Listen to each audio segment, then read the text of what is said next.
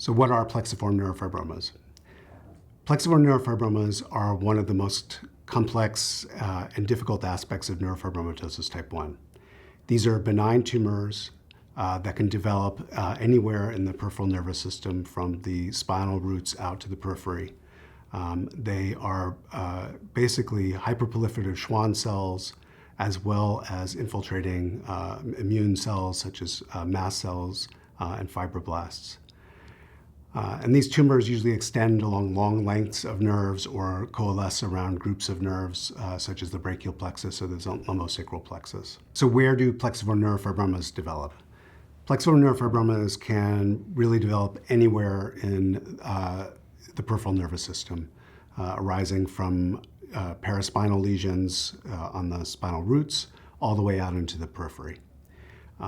Their clinical manifestations are really dependent on where the tumor develops. So if they have a superficial component, there's often skin changes overlying the tumor, such as thickened skin or hyperpigmentation or increased hair growth.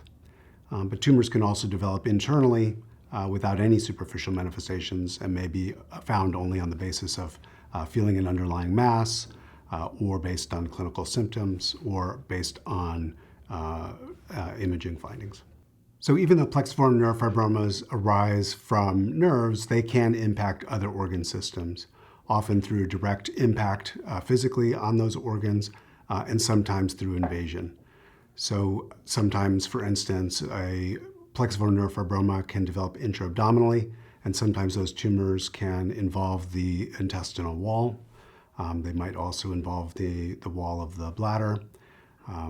When they grow in and around the face or the neck, they can impact blood vessels, the trachea, or the esophagus. But again, it's primarily through direct physical impact on those organs and vital structures as opposed to direct invasion. Plexiform neurofibromas are very complex tumors, and as a result of their complexity, they're often very difficult to remove surgically. They are highly vascular tumors, so surgery can often result in excessive bleeding. Also, the way these tumors grow within nerves essentially necessitates sacrifice of a nerve to remove the tumor.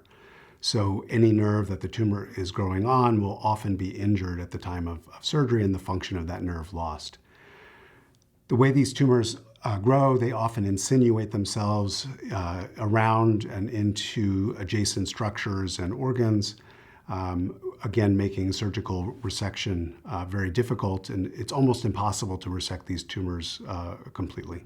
How do we determine if these tumors are inoperable or not? It's a difficult issue, and we're often weighing the risk of resection with the potential benefit to the patient.